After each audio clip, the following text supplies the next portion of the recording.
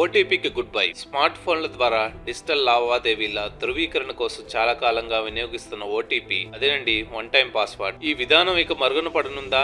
OTP స్థానంలో మరో సరికొత్త టెక్నాలజీ అందుబాటులోకి రానుందా? ఇందుకోసం కేంద్ర బ్యాంక్ ఆర్బీఐ కసరత్తు సిద్ధం చేస్తుందా అంటే అవుననే సమాధానం ఇస్తున్నాయి రిపోర్టులు. డిజిటల్ చెల్లింపుల ధృవీకరణకు ఓటీపీలు ఉపయోగపడుతున్నప్పటికీ మోసగాళ్లకు అవకాశంగా మారుతున్నాయి. దీంతో ఈ విధానానికి చెక్ పెట్టాలని కేంద్ర బ్యాంక్ ఆర్బీఐ భావిస్తుంది. డిజిటల్ చెల్లింపుల కోసం ఓటీపీ స్థానంలో అథెంటికేషన్ యాప్లు, బయోమెట్రిక్ సెన్సార్లను అందుబాటులోకి తీసుకురావాలని యోచిస్తుంది. డిజిటల్ చెల్లింపులకు మరింత భద్రంగా మార్చడమే లక్ష్యంగా ఈ దిశగా ఆర్బీఐ అడుగులు ముందుకు వేస్తుంది. ఈ నూతన విధానం ద్వారా స్విమ్ స్వాపింగ్, ఎలక్ట్రానిక్ డివైజులపై హ్యాకర్లు గురిపెట్టకుండా నిరోధించడమే లక్ష్యంగా ఆర్బీఐ నిర్దేశించుకుంది. కొత్త టెక్నాలజీని అందుబాటులోకి తీసుకొస్తే డిజిటల్ చెల్లింపులు మరింత భద్రంగా ఉంటాయని భావిస్తుంది. సెక్యూరిటీ మరింత పటిష్టం చేయడమే లక్ష్యంగా పలు సోషల్ మీడియా ప్లాట్ఫామ్లు ఇప్పటికే ఎస్ఎంఎస్ ఆధారిత వెరిఫికేషన్ నుంచి అథెంటికేషన్ యాప్లకు మారాయి. దీంతో యూపీఐ చెల్లింపుల విషయంలో కూడా ఇలాంటి భద్రతా ప్రమాణాలు పాటించాలని ఆర్బీఐ యోచిస్తుంది.